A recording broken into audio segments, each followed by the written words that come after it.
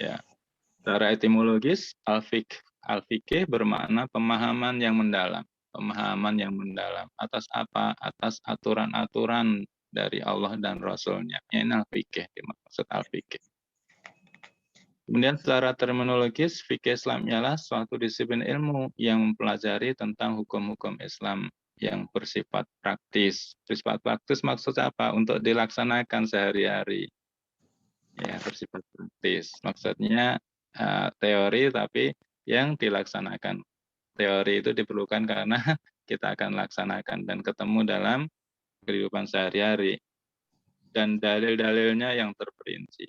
Dalil-dalilnya ada dari Quran, dari hadis, ijma, dan qiyas ya kalau fikih dari. Baik, innama yakhsyallaha min ibadihi al-ulama. Sesungguhnya yang takut kepada Allah itu orang yang berilmu. Jadi makin berilmu itu biasanya makin takut karena paham, karena mengerti akan sesuatu. Maka kita bisa lihat juga ya Bu ya, mohon maaf nih, orang-orang yang kuliah itu biasanya nikahnya lebih belakang dibandingkan yang lulus SD saja kemudian tidak kuliah. Kenapa? Ini orang kuliah ini tahu ini wah biaya hidup segini, nanti oh dia ilmunya banyak ini. Jadi malah rada takut mau nikah itu ya. Kurang berani. Tapi kalau yang sudah lulus SD nggak kuliah nikah aja dia nggak peduli. Nanti setelah nikah nikah itu yang banyak terjadi dengan kawan-kawan saya lulus SD banyak yang nikah dulu di kampung. Ya. Tapi yang nikah setelah lulus kuliah dia masih mikir panjang itu. Ya masih mikir, belum berani juga nikah, masih takut karena ilmunya kebanyakan barangkali. Ini rada rada beda maksudnya. Nggak begitu ya. Tapi ini takut kepada Allah. Ilmu yang menjadikan takut kepada Allah. Ini para ulama. Jadi yang takut kepada Allah itu ulama. Orang yang berilmu. Ilmu yang membawa takut kepada Allah maksudnya. Karena banyak profesor, para pakar yang secara ilmu, wow dia luar biasa. Ahli, pakar. Tapi dia ateis, itu ya banyak juga ya. Jadi ilmunya tidak menjadikan dia taat kepada Allah. Kemudian kul hal yastawi alladzina ya'lamuna walladzina la ya'lam. Innama yatadzakkaru ulul albab. Apakah sama orang yang berilmu dan yang tidak berilmu? Oh, tentu tidak sama. Di ayat lain, apakah sama orang yang buta dan yang melihat? Oh, tentu tidak sama. Siapa yang lebih beruntung? Nah, orang kebanyakan jawab yang melihat yang beruntung.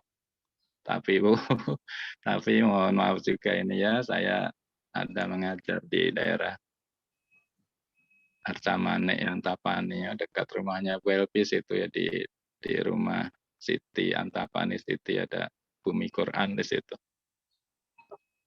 Bumi Quran saya mengajar fikih juga di situ. Nah, ada yang mengajar hafalan Qurannya. Ternyata beliau mohon maaf buta ya buta tapi habis 30 juz. Ini saya yang mata melihat gini kok nggak hafal-hafal ya trikul-trikul aja kulhu-kulhu lagi gitu ya. Jadi mana yang beruntung, yang tidak melihat atau yang melihat? Secara awal, kaidah zahir yang melihat lebih beruntung. Tapi ternyata orang yang tidak melihat juga mereka yang bersungguh-sungguh mensyukuri nikmat Allah, orang yang tidak melihat kan ininya pendengarannya ini tajam nih. Mereka kuat menghafal Qurannya dan ternyata juga lebih bagus, lebih baik hafalannya dibandingkan yang bisa melihat luar biasa. Ya. Baik, kita lanjut. Wa makana al-mu'minuna liyanfiru kafah. Dan semestinya tidak perlu semua mukmin itu pergi ke medan laga semuanya, berperang semuanya gitu ya ini maksudnya gitu. Falaula ini mengapa tidak? Falaula nafara min kulli firqatin minhum ta'ifatul liyatafaqahu fiddin. Mengapa tidak pergi dari setiap kelompok di antara mereka beberapa orang untuk memperdalam pengetahuan tentang agama, ini memperdalam pengetahuan tentang agama. Dan untuk memberi peringatan kepada kaumnya apabila orang yang pergi tadi, pergi ke medan perang atau pergi tempat lain itu untuk memberikan peringatan. Jadi kalau orang yang berperang itu kan biasanya sudah tidak sempat belajar. Mereka secara hukum, secara ini akan ketinggalan ya karena sibuk berperang, sibuk berdagang dan lainnya. Nah, mereka nanti setelah pulang kembali, ini ada kelompok yang belajar ini, akan memberikan peringatan, memberikan ilmunya pada orang-orang yang tidak sempat belajar karena kesibukannya. Artinya apa, Bu? Artinya ini kedudukan orang yang belajar ilmu ini setara dengan yang pergi ke medan laga, yang berperang, yang berjihad, berperang itu. Jadi orang yang mau berperang itu datang kepada Rasul, "Ya Rasul saya ikut, ya Rasul saya ikut." Dari anak-anak, remaja, pemuda, sampai dewasa, sampai tua. Mereka para anak-anak kaum muslimin itu, Bu, kalau sudah datang kepada Rasul dan Rasul mengizinkan untuk berperang, ibunya itu sudah mengikhlaskan. Mengikhlaskan gimana? Sudah dianggap anak ini sudah nggak akan kembali, begitu ya. Jadi sudah kalau kaum muslimin itu seperti itu. Kalau anaknya diizinkan oleh Rasul, maka sudah dianggap anak ini tidak ada.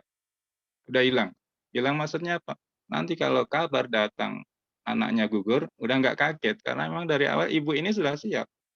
Ketika anaknya berperang dengan Rasul, keluarganya ini anak sudah dianggap tidak ada. Dianggap sudah gugur. Gitu. Jadi kalau ternyata datang oh masih sehat, oh ini bonus gitu ya. Tapi kalau datang hanya nama, mereka tidak bersedih, mereka sudah siap. Nah, kedudukan orang yang mencari ilmu, memperdalam agama ini sama dengan orang yang berperang.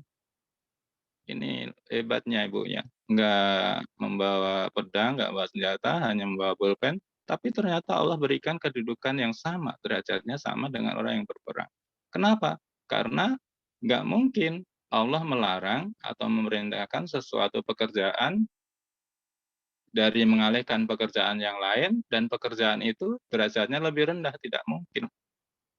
Jihad fisabilillah kan derajatnya tinggi, tapi ternyata dilarang, tidak boleh semua ikut berperang di jalan Allah. Sebagian harus ada yang belajar memperdalam agama.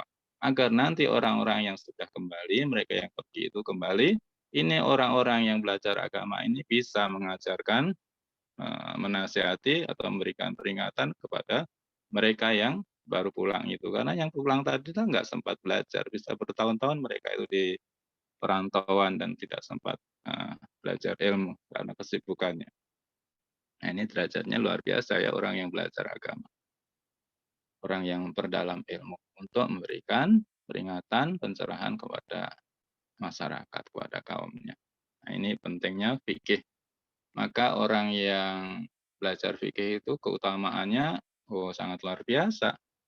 Orang yang bermajlis, zikir, istighosah, zikir, baca la ilaha illallah, subhanallah, alhamdulillah, itu luar biasa ya. Itu majlis zikir. Ketika kita hadir dalam majelis zikir itu kita dapat fadilah keutamaan yang sangat luar biasa. Tapi ketika kita hadir di majelis ilmu fikih yang dibahas hukum-hukum Allah, maka keutamaannya 70 kali lipat lebih utama dibandingkan ketika kita hadir di majelis zikir. Kenapa?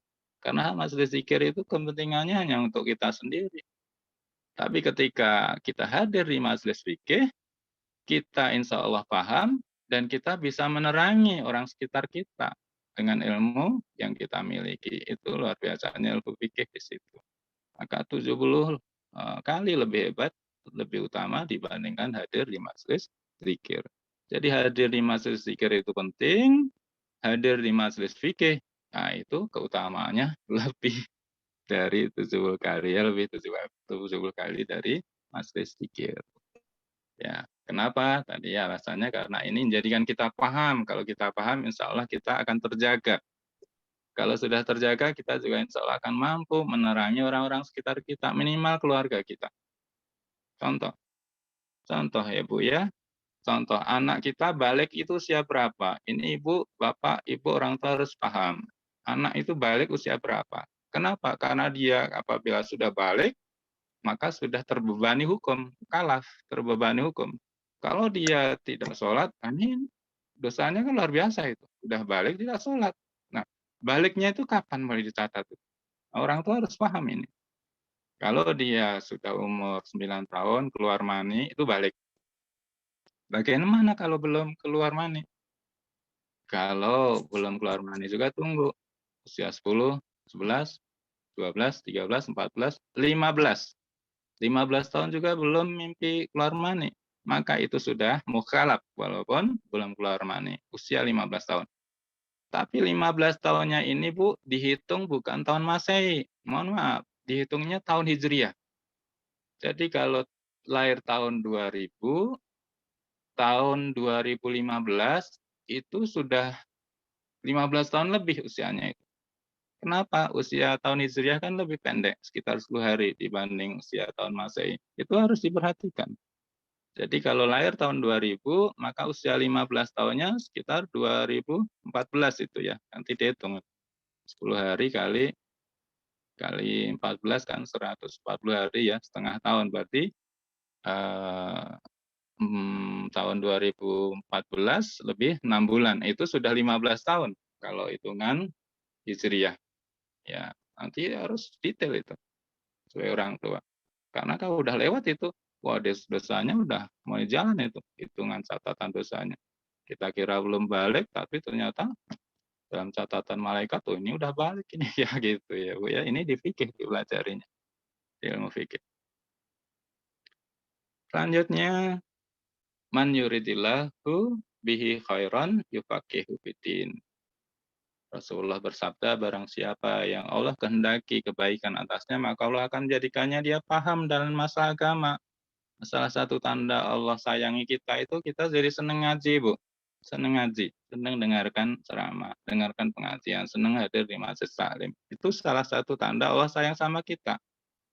Sebaliknya, kalau kita males gitu ya ngaji, males dengar ceramah, males hadir ke masjid taklim, itu tanda Allah abe sama kita, ya begitu.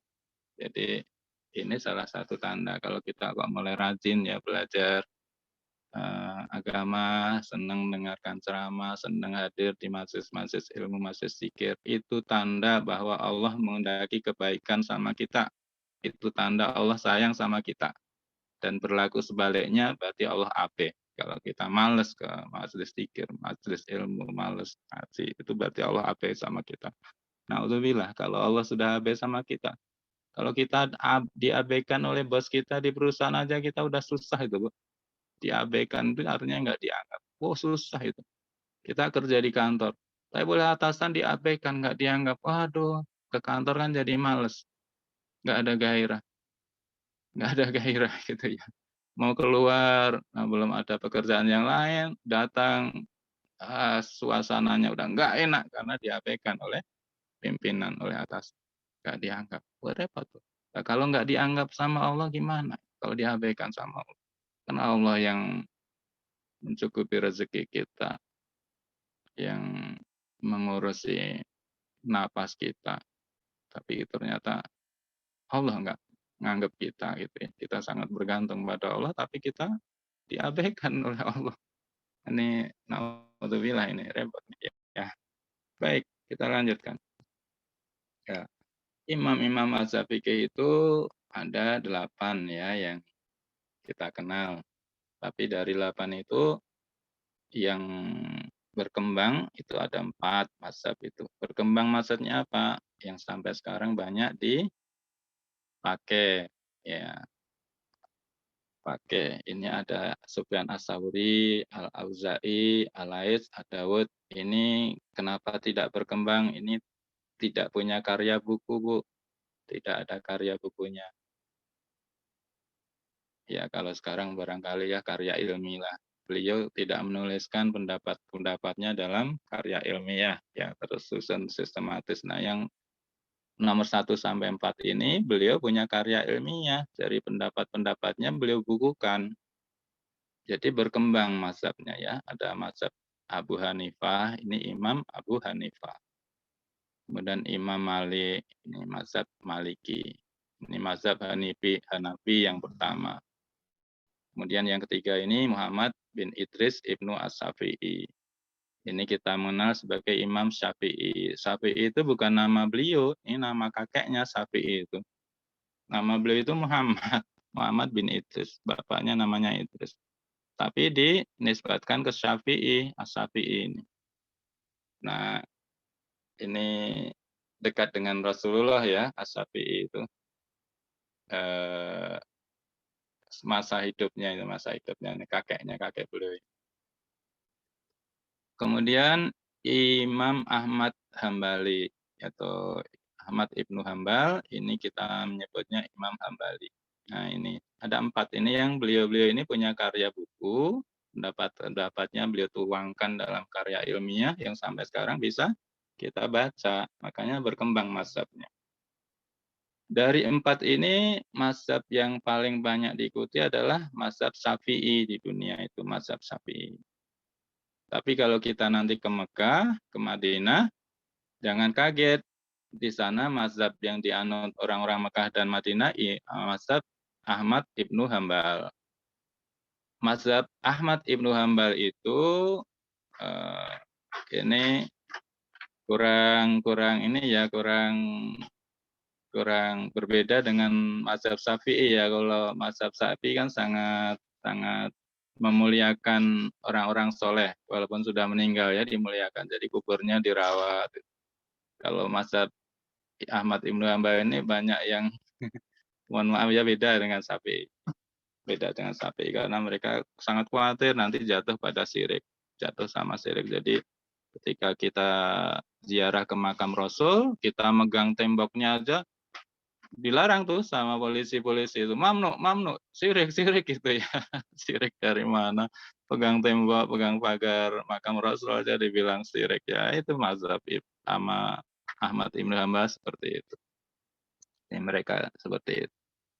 Kalau mazhab Syafi'i kita sangat antusias untuk memuliakan kubur-kubur atau orang-orang yang mulia. Jadi kuburannya dirawat, diperbaiki, dibersihkan gitu ya.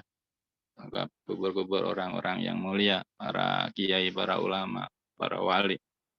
Nah, kalau mazhab ini yang Ibnu Hambal ini rada beda karena tadi sangat takut jatuh pada syirik. Ya, baik, selanjutnya ya ini tahun lahir Imam Mazhab dan Imam Hadis. Imam Mazhab lahir lebih dulu dari Imam Hadis. Jadi kalau kita baca buku-buku Imam Hanafi, Imam Malik, Imam Syafi'i ini hadisnya nggak ada hadis riwayat Bukhari, nggak ada ya. Nggak ada. Kenapa? Ya beliau hidupnya lebih dahulu dari Imam Bukhari, maka hadis-hadis yang mereka tulis di kitab-kitabnya nggak ada hadis riwayat Bukhari, nggak ada hadis riwayat Muslim. Jadi jangan sampai kaget, ini hadis riwayat apa ini kalau kita baca nanti ya, karya ini seperti Al-Muwatta'nya Imam Hanafi, nggak ada nanti hadis-hadisnya yang diriwayat Bukhari ya, Bukhari belum lahir, gitu ya. Ini dari para imam hadis yang mengikuti mazhab Syafi'i itu Imam Bukhari, kemudian Imam Muslim, Imam Nasa'i, Imam Baihaqi, Imam Turmuzi, Imam Ibnu Majah, Imam Tobari, Imam Ibnu Hajar Al-Asqalani, Imam Abu Dawud, Imam Nawawi. Nah, ini beliau ini ya ini Imam Ibnu Katsir, imam ini menurut dari yang tua ke belakang ya, terus ke yang lebih muda tahun usianya, tahun hidupnya. Ini beliau-beliau ini imam-imam yang bermazhab Syafi'i. Dan kita yang akan kita pelajari juga begitu Bu, fikih dari mazhab Syafi'i. Memang bedanya apa? Oh ya beda. Beda, tapi semuanya ada dasarnya. Dasarnya dari Al-Qur'an semuanya. Seperti kalau Imam Malik mengatakan bersentuh tangan, bersentuh kulit suami istri, laki-laki perempuan itu, kata Imam Malik tidak membatalkan wudhu. Kalau Imam Syafi'i, menurut pendapat Imam Syafi'i, membatalkan wudhu. Maka kita yang pengikut Imam Syafi'i ini ketika bersentuh kulit perempuan laki-laki, yang non muhrim ya batal wudhu lagi, termasuk bersentuh suami istri batal. Pendapatnya dari mana? Dari Quran dua-duanya sama-sama kuat, ya sama-sama kuat. Terus kalau kita pakai mazhab Malik boleh tidak? Ya boleh-boleh saja, nggak ada larangan agar bersentuh suami istri nggak wudhu lagi. Ya boleh Bu, silakan, boleh Pak silakan. Tapi jangan salah, wudunya cara Syafi'i ketika bersentuh suami istri memakai mazhab Malik. Nah ini ini kurang kurang linear ya, kurang lurus. Kalau mau wudu tidak batal ketika bersentuh suami istri, maka wudunya harus wudu dengan cara Imam Malik, itu baru linear. Tapi kalau wudu dengan cara Imam Syafi'i ketika terjadi bersentuh suami istri, ngambil yang pendapat Imam Malik, ya ini salah, kurang pas. Ya, bagaimana cara wudhu Imam Malik? Ya sama seperti Imam Syafi'i, bedanya kalau Imam Syafi'i mengusap kepala itu sebagian saja, kalau Imam Malik mengusap kepala semuanya.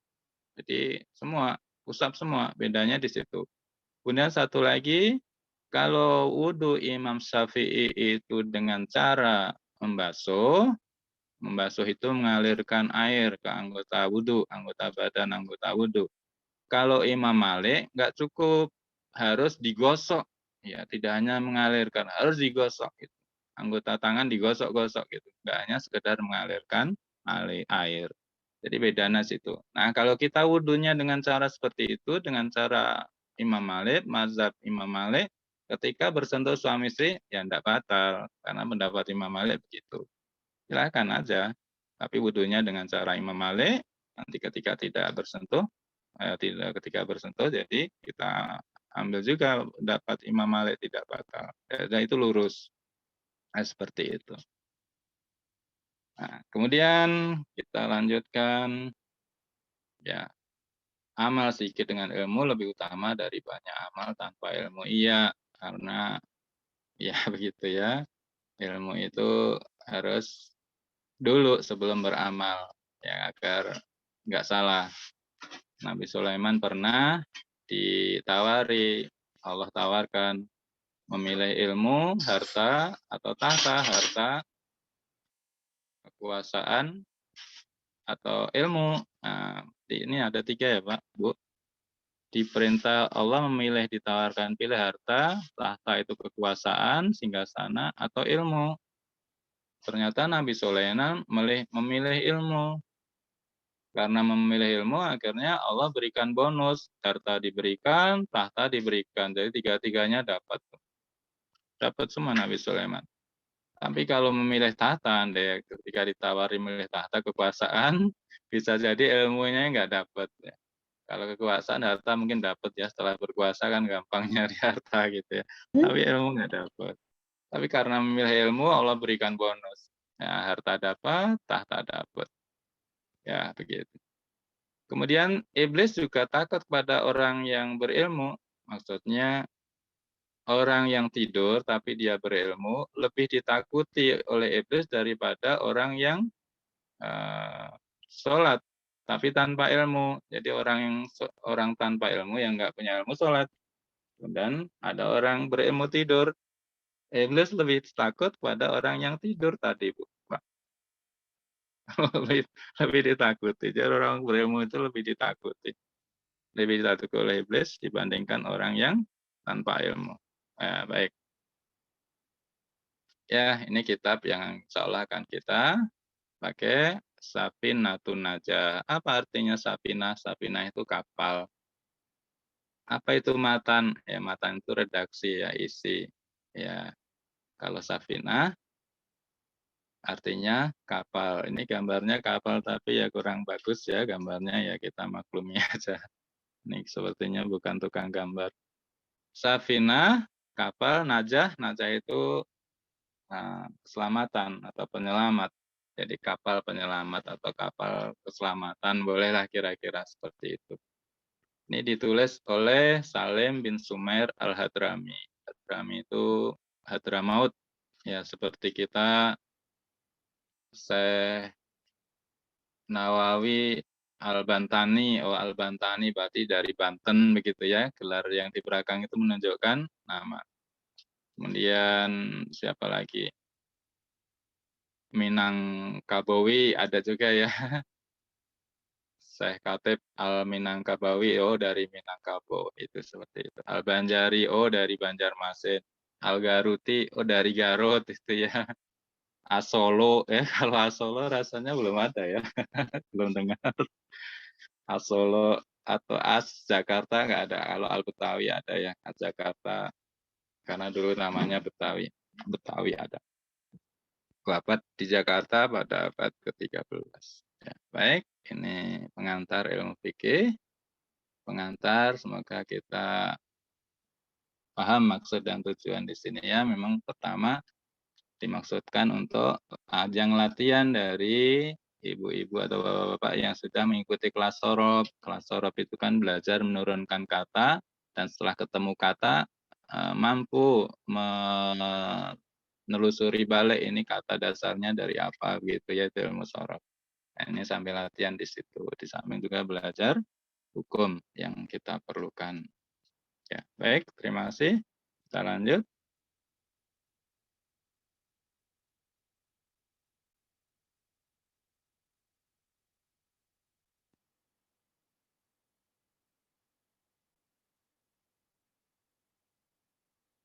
Ya, ini langsung aja silakan di yang kalau sudah download halaman 14 ya, kita mulainya ya. Bismillahirrahmanirrahim.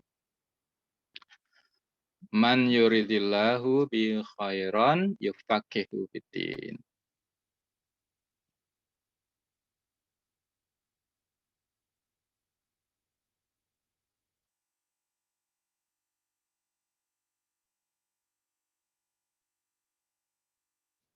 Ya, ini tadi sudah ya Bu, Pak.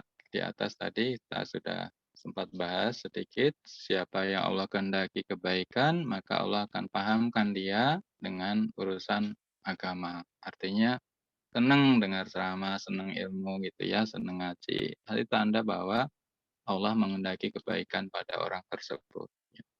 Dan berlaku sebaliknya, kalau kita malas ngaji, malas dengar ceramah, malas hadir di majelis ilmu, nah ini petanda, ini hati-hati nih. Allah lagi AB, AB bagi sedang AB dengan kita. Baik, dan bukan berarti kalau Allah sudah AB itu kita jadi bangkrut secara ekonomi, tidak ya Bu ya. Bisa juga Allah abaikan, tapi malah justru secara ekonomi, makin banyak ini dari mobilnya ban 3 jadi ban 4, jadi ban 4 jadi ban 5 gitu ya, naik secara ekonomi. Dari rumahnya nambah-nambah terus, usahanya makin berkembang, makin banyak. Bukan dari situ kita ngukur bahwa Allah sedang menghendaki kebaikan, itu bukan di situ. Atau jabatannya naik terus itu ya, naik terus. Allah sedang sayang tuh, oh tidak. Mengukurnya tidak dari situ. Kenapa? Ya orang yang paling durhaka, yang durhaka seperti Fir'aun juga Allah berikan tuh kekuasaan, harta kekayaan ya. Itu seperti Fir'aun. Baik, bismillahirrahmanirrahim. Nah, ini penulis memulainya dengan bismillahirrahmanirrahim. Kenapa? Ya ikut dengan sunnah Rasul, ikut dengan Quran. Quran juga dimulai dengan bismillahirrahmanirrahim. Pun kita Pak Bu, apabila kita beramal, beraktivitas, tidak dimulai dengan bismillah kan terputus tuh. Terputus dari apa? Dari rahmat Allah, dari jangan lupa ya, walaupun dengan hati ucapkan tuh bismillah. Mau ngidupkan kompor gas, cekrek. Nah, sebelum cekrek bismillah dulu. Cekrek baru bismillah ya, lebih baik ya daripada tidak ya. Tapi bagusnya sebelum cekrek bismillah dulu. Bismillah cekrek. Kemudian nyuci beras ya bismillah. Kok banyak amat bismillah, dalam hati saja enggak apa-apa, dalam hati ya. Mau apa setiap aktivitas saja pakai bismillah. Mau pipis gimana? Oh, mau pipis doanya sebelum masuk kamar mandi ya diusahakan. Tapi kalau sudah di dalam, nah, dalam hati saja.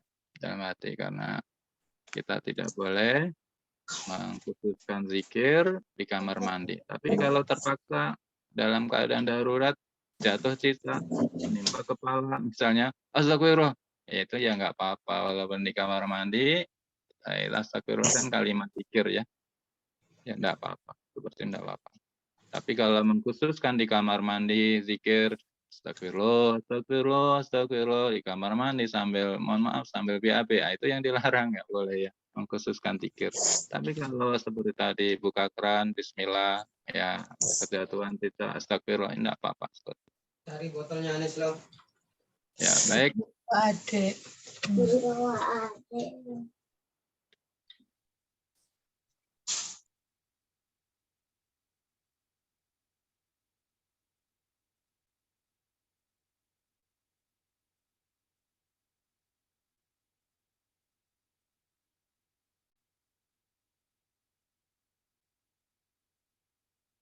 Ya, semua aktivitas dimulai dengan Bismillah. Kenapa?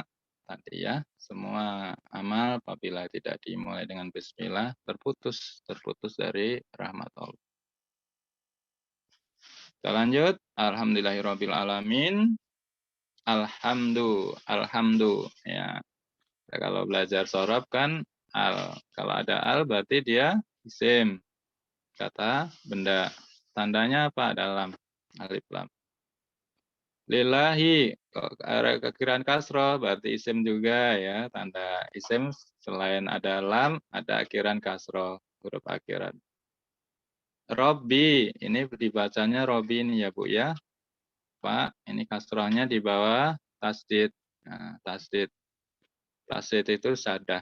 Sadah itu asalnya dari ini, dari huruf ini. Dipotong kepalanya tinggal begini kan. Nah, tinggal begini. Kemudian dibuang titiknya, tinggal angka 3 yang terbalik. Ini jadi lambang sidah tasdid. Asal-muasalnya seperti itu. Robi, nah ini di bawah dibacanya kasroh. Robi, kok kasroh? Oh berarti isim juga. Iya, kalau akhirannya kasroh berarti isim. Al-alamin, semesta alam. Ini tanda isimnya, alif lam. Ya, ini isim lagi alam, semesta alam. Wa, ini huruf, bi huruf, hi isim dhamir. Ya, bi isim dhamir, wa bihi. Dan dengannya, nasta'inu. Apa ini nasta'inu? Fi'il mudhari'.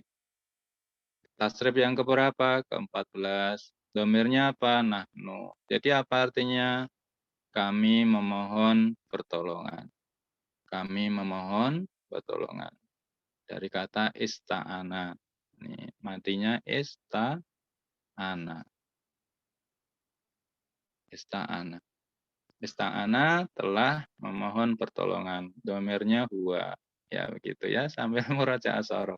Ibu-ibu, bapak-bapak yang di sini belum masuk sorob, masuk ya silahkan ya. Belum pernah belajar sorob, silahkan gabung di kelas sorob. Ala, atas, ini huruf. Umuri, ini ada kasrah berarti isim. Umuri apa? Perkara. Perkara. Adunya, dunia. Dunia itu berasal dari kata dana. Dana itu sesuatu yang dekat.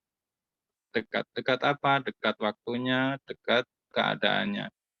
Jadi sifat dari dunia itu dekat waktunya, dekat keadaannya. Jadi kalau kita sedang sedih gitu Bu ya, jangan putus asa. Kenapa? Kita masih di dunia. Apa artinya di dunia? Sebentar. Sedihnya nggak akan lama. Karena sifat dunia itu begitu.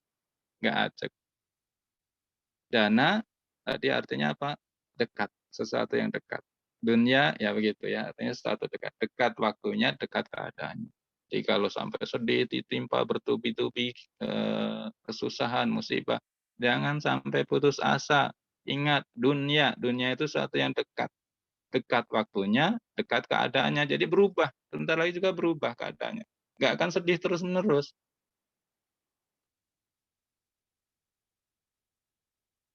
Ketika sedang dalam kejayaan pun begitu. Jangan sampai lupa diri. Jangan sampai overdosis ya, euforia. Kenapa? Waktunya dekat. Sebentar lagi bisa berbalik. Jadi sedih gitu. Betapa banyak orang yang berpesta pora kemudian dibalikkan menjadi tangisan ya.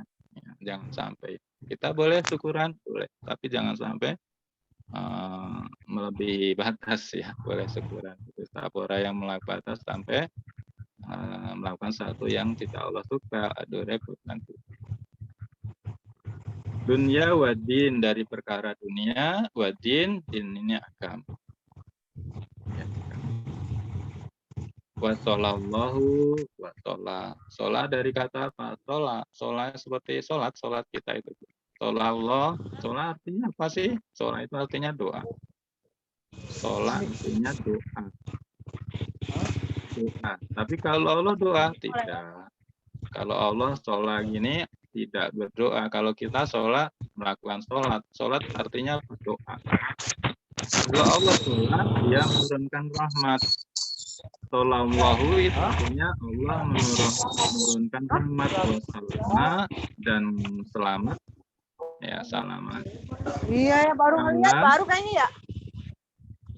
Ala atas Sayyidina itu Tuhan kami Muhammad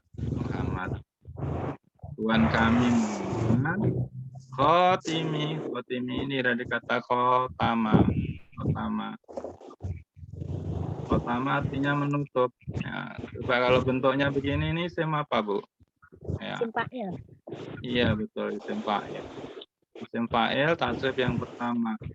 Khotimi artinya kalau khotama ini menutup. Kalau isim fa'ilnya jadi apa artinya? Penutup. Iya, penutup. Penutup an-nabiyyin, ini jamak dari nabiyun, ini para nabi, jamak. Wa alihi dan keluarganya, wa sahbihi dan sahabatnya ajmain semua. Ya, begitu. Jadi kita sambung berdoa. Rob. Wala hawla dan tiada daya wala kuasa dan tidak ada kekuatan illa billahi ya kecuali dari Allah al-aliyyi yang tinggi dan alim yang agung. Ini doa ketika kita mau berangkat keluar rumah kan juga ya la haula wala quwata illa billah. Kita serahkan semua kepada Allah. Ya kita mau ngejar proyek nilainya 2 triliun dari berangkat rumah, la haula wala quwata. Nggak akan bisa itu dapat itu uang. Jangankan 2 triliun. 2.000 juga kalau Allah nggak izinkan nggak dapat ya. Ya benar-benar kita ini nggak akan bisa apa-apa kecuali Allah berikan kekuatan. Tidak ada setetes ilmu pun yang akan bisa masuk kecuali Allah izinkan. Ya. Dan guru itu tidak bisa membuat pandai murid, Bu. Mohon maaf ya, ini di sini banyak Bapak Ibu guru juga ya. Dan guru itu kita ketika posisi guru harus paham. Guru itu tidak bisa membuat paham murid. Oh ya, saya bisa Pak, ini murid-murid saya sudah selesai Iqra, paham mereka, udah bisa baca Quran. Enggak akan bisa. Enggak bisa. Bukan ibu bapak yang membuat mereka paham Iqra, bukan. Buktinya apa kalau nggak bisa? Baik, nih saya sodorkan nih. Satu kelas. Ada yang pintar, ada yang nggak pintar, yang nggak cerdasannya nggak ada yang idiot. Silahkan. Mana nanti yang selesai Iqra, mana yang selesai setengah, mana yang nggak selesai. Kalau ibu mampu memahamkan, semua itu akan paham semua. Tapi ternyata nggak akan keluar dari kekuasaan Allah. Yang pintar cerdas mampu menyerap dari ilmu yang Allah teteskan, yang setengah-setengah ya dapatnya setengah, yang idiot mohon maaf enggak bisa sama sekali. Ini sudah pengalaman saya. Dulu saya merasa saya ini ternyata bisa ngajar banyak orang karena dulu saya ngajar privat banyak ini. Ya waktu mahasiswa itu saya nyambil privat sana sini itu dari rumah ke rumah ya, karena nyari uang sampingan ya. Anak kampung kalau ke kota kan begitu ya. Banyak hal yang tadinya nggak perlu jadi perlu gitu ya. Jadi kita kan harus banyak mengeluarkan uang ini beli itu beli ini kos sana itu sini gitu ya. Ya. Banyak murid dan murid-murid saya itu nilainya naik semua setelah belajar itu. Ibu-ibu mereka, orang tua mereka merasa puas ya, merasa puas, senang gitu. Itu membuat saya, saya ternyata mampu membuat paham mereka. Nah, baru saya paham, sadar bahwa saya nggak bisa memahamkan murid saya itu ketika saya dapat murid idiot. Saya coba dengan cara ini nggak mampu, dengan cara ini nggak mampu. Terus saya coba berbagai cara itu untuk memahamkan, ternyata nggak paham. Itu saya baru angkat tangannya maksudnya sadar benar ilmu itu Allah, serah Allah. Allah mau neteskan ilmunya enggak. Ya. Bukan karena guru. Guru hanya bisa mengajar, tapi tidak bisa memahamkan. Ini harus kita paham, para guru ya. Guru hanya bisa memahamkan, bisa mengajar, tapi yang membuat mereka paham, anak-anak kita itu Allah. Baik, dihadirkan semua satu kelas ini anak-anak cerdas. Cerdas semua, anak-anak pilihan semua. Kemudian diajar. Ternyata hasilnya juga ada yang nilainya A, B, C. Enggak A semuanya. Kenapa? Karena Allah yang memberikan ilmu. Dan dibagi tidak rata. Kalau kita paham, mampu memahamkan, pasti nilainya A semua. Dan pemahaman mereka sama. Tapi enggak. Di SD, SMP, SMA, kuliah juga begitu. Yang kuliah itu biasanya dari pilihan dari anak-anak SMA pilihan yang kuliah itu. Tapi begitu masuk kuliah, nilainya mereka juga ada yang malahan ya. Padahal mereka anak-anak pilihan dari SMA-nya. Begitu. Karena Allah bagikan ilmu itu tidak sama, tidak rata. Bukan karena dosen hebat mampu memahamkan mahasiswa, tidak. Begitu pula dokter. Jangan, mohon maaf ya, ini bila ada dokter di sini, dokter itu hanya mampu mengobati tapi tidak mampu menyembuhkan. Ini harus dipegang baik-baik. Dokter itu hanya mampu mengobati tapi tidak bisa menyembuhkan. Kalau dokter itu mampu menyembuhkan, semua pasien rumah sakit itu pulang dalam keadaan sehat. Tapi enggak. Allah berikan kesembuhan ke si A, ke si B, dan si C tidak. Dia tahan. Dan ada juga yang dia tahan, Allah tahan selama-lamanya, kemudian pasien itu meninggal. Ini bukan di wewenang ini dokter dan guru ya Bu ya, pemahaman dan kesembuhan itu bukan. Ini benar-benar di tangan Allah. Jadi kita harus mampu menempatkan diri ketika kita posisi sebagai pengajar. Saya hanya mampu mengajar, tapi nggak mampu memahamkan. Allah yang memahamkan. Ya begitu. Ketika posisi dokter, saya hanya bisa mengobati, tapi tidak bisa menyembuhkan. Allah yang menyembuhkan. Tanamkan baik-baik pada diri kita.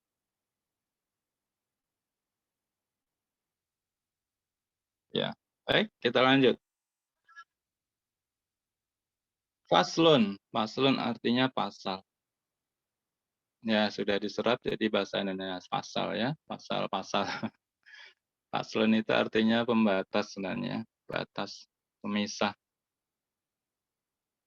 Pemisah apa? Dari bab yang di atas, kemudian bab masuk bab selanjutnya, itu faslun, pasal. Udah beda yang dibicarakan, maksudnya faslun, pasal, pemisah. Fi arkanil islami, fi arkanil islami, fi huruf arkani ini jamak dari ruknun. Ruknun itu tiang, arkani itu tiang-tiang. Tiang-tiang maksudnya orang-orang, bukan. Tiang bahasa Jawa orangnya tiang. Tiang apa ini? Tiang. Tiang penyangga itu Bu ya, tiang. Al-Islami, ya Islam. Jadi rukun-rukun Islam maksudnya begitu ya. Kok ini belajar kayak anak SD lagi? Ya pikir begitu ya, awalnya begitu. Nanti makin masuk ya sudah beda bahasanya. Tapi diawali dari sini. Kenapa? Karena ini kita pikir yang paling sederhana, yang biasa dipakai untuk anak-anak ya, untuk anak-anak di pesantren. Tapi untuk orang tua juga maksudnya ya, di pesantren juga. Karena ini sudah diringkas dari kitab fikih yang tebal. Arkanul Islam, rukun-rukun Islam, satun ada 5. Ya, kita sudah hafal. Riwayat Bukhari di hadis nomor 71. Kalau di hadis Muslim nomornya ini 1037 ini nomor hadis. Syahadatun an la ilaha illallah wa anna Muhammadar Rasulullah ya Muhammad. Syahadat. Kalau anak saya nggak pernah syahadat apa langsung Islam itu Pak? Iya, kalau lahir dari orang tua Muslim dia nggak perlu syahadat, sudah otomatis Muslim. Jadi kalau ada orang yang mengatakan itu anak-anak mau kamu itu syahadatnya kapan? Ya syahadatnya dari sejak kandungan. Kalau orang tanya Muslim sudah syahadat ya. Syahadat itu diperlukan kalau dari kafir asli masuk muslim, ya itu perlu syahadat. Kalau anak-anak kita lahir dari orang tua muslim, ya sudah, nggak perlu syahadat lagi. Nggak perlu syahadat lagi. Nah, baik. Wa iqamis sholah, mendirikan sholat, wa ita'iz zakat, dan menyalurkan zakat, membayarkan zakat, saumu Ramadan, wa hijul baiti man istata'a ilaihi sabila. Baik, ini di sini membayarkan zakat. Lalu bagaimana orang yang nggak mampu, cara melaksanakan zakatnya bagaimana? Orang yang nggak mampu ini kan bagi orang yang mampu membayar zakat itu. Cara menunaikan zakat bagi orang yang tidak mampu adalah dengan cara menerima. Ya, ketika mereka menerima zakat karena tidak mampu membayar zakat, menerima itu sudah dinamakan menunaikan zakat. Jadi menunaikan zakat itu tidak selamanya membayarkan. Kalau bagi orang kaya, menunaikan zakat itu membayarkan zakat. Tapi bagi orang miskin, menerima zakat itu menunaikan zakat. Kemudian wahijul baiti man istata'a ilahi sabila. Istata'a ini ada 3. 1 ada dana, 2 sehat badan fisik, 3 aman perjalanan. Tidak ada peperangan sepanjang jalan yang dilewati menuju tanah suci. Ini istito'ah. Istito'ah ya, Bu. Manis, istito'ah, istito'ah. Jadi kriteria istito'ah ini ada 3. Berhaji bagi yang mampu. Istito'ah itu mampu artinya. Kriterianya apa? Dananya ada. Kalau hanya 36 juta itu ada Pak saya. Kok enggak berangkat haji? Saya ini lumpuh Pak. Saya enggak sehat fisik saya. Oh berarti tidak dalam keadaan istito'ah. Saya ada dana Pak. Dan sehat juga. Tapi perjalanan kan sedang perang nih.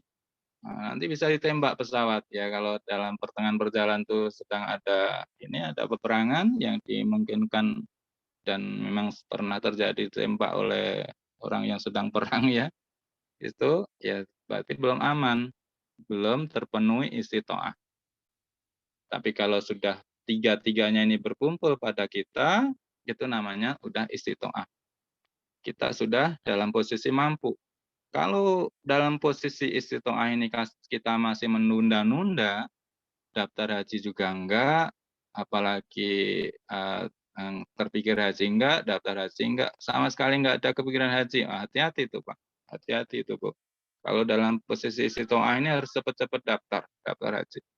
Khawatirnya posisi istito'ah kita lama-lama enggak ada perhatian ke arah pelaksanaan ibadah haji ini, kita kemudian mati dalam keadaan istito'ah berhaji, tapi belum daftar juga enggak. Ini nanti ada konsekuensi yang lumayan berat ini, lumayan berat konsekuensinya. Ya baik, sekarang ada pertanyaan. Syahadat ini rukun Islam yang pertama.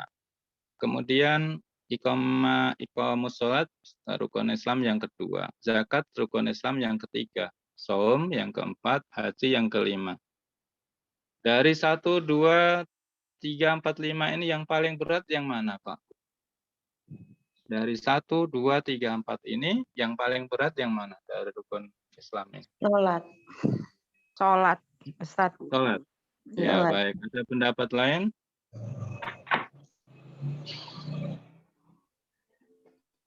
Ada Ibu yang menjawab sholat. Adakah pendapat lain?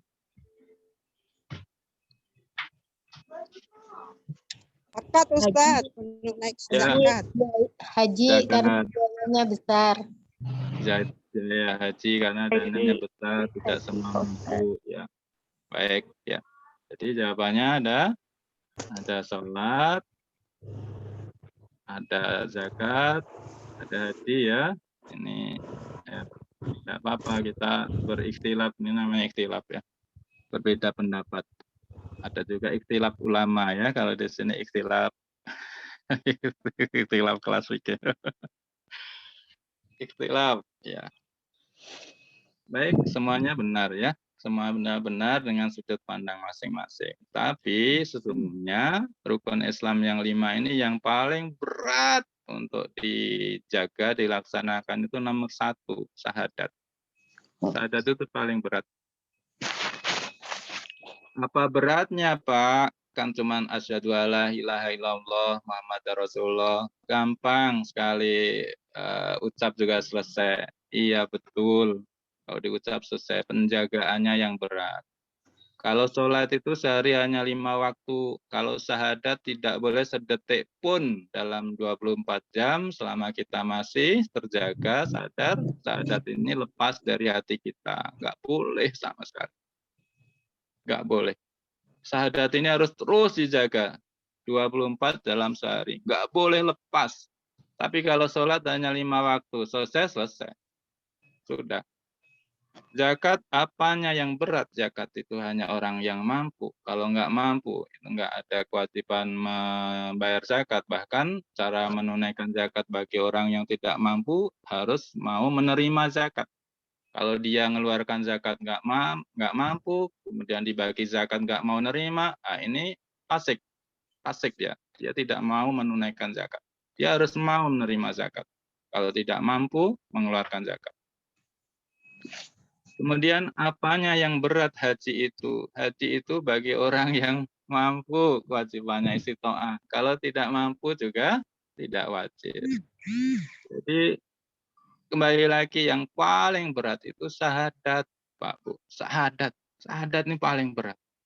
Tidak boleh lepas sedetik pun dari hati kita. 24 jam dalam sehari ketika dalam posisi terjaga. Kalau dalam posisi tidur gimana? Tidur pun kita awali dengan bismillah. Ketika awali bismillah, hilang ingatan, hilang kesadaran, syahadat kita masih ada di hati. Ada di hati. Masih ada, nggak pergi. Ya. Jadi ini jarang disadari oleh kaum muslimin, termasuk sebagian dari kita ya, bahwa sungguhnya syahadat yang paling berat. Syahadat yang paling berat. Paling berat. Harus 24 jam dijaga, jangan sampai lepas sedetik pun. Jadi Rasulullah tempatkan syahadat nomor 1 ini sesuai dengan urutan beratnya, Bu. Terus jadi yang nomor 2 beratnya sholat, benar, sesuai urutan. Kemudian yang ketiga zakat, betul. Yang ketiga sesuai urutan. Sesuai urutan. Kalau puasa, puasa itu ringan, anak-anak kecil juga mampu. Kalau orang tua berat, Pak, orang tua berat nggak usah puasa, ada fidyah. Fidyah itu juga sudah melaksanakan puasa, penggantinya. Nah, nomor 3 zakat. Zakat kan ringan, hanya 2,5 liter per jiwa. Iya, zakat fitrah ringan. Zakat malnya yang ini, yang biasanya orang ada berat mengeluarkan. Zakat mal. Zakat mal, ya Pak, Bu. Kemudian yang kelima, baru yang terakhir, yang paling ringan justru haji. Haji itu paling ringan. Ibadah yang paling gampang itu haji sebenarnya. Haji. Nggak ada hafalan doa yang harus dihafal haji itu. Nggak ada. Paling labbaik Allahumma labbaik udah. Ketika wukuf diam aja di situ. Nggak ada bacaan yang disyaratkan jadi rukun bacaan ketika wukuf. Oh, diam aja di situ. Diam, duduk, sudah. Ya, tapi kan rugi ya kalau tidak zikir di Padang Arafah. Tapi memang nggak ada bacaan. Ketika tawaf juga nggak ada bacaan. Nggak ada bacaan yang harus dihafal. Beda dengan sholat. Sholat itu ada bacaan rukun yang harus dihafal. Tapi haji nggak ada. Haji itu ibadah yang paling ringan. Maka Rasulullah menuliskan, mengurutkannya menjadi urutan kelima. Ya baik, nampaknya sudah jam 8 ini ya Bu ya. Kita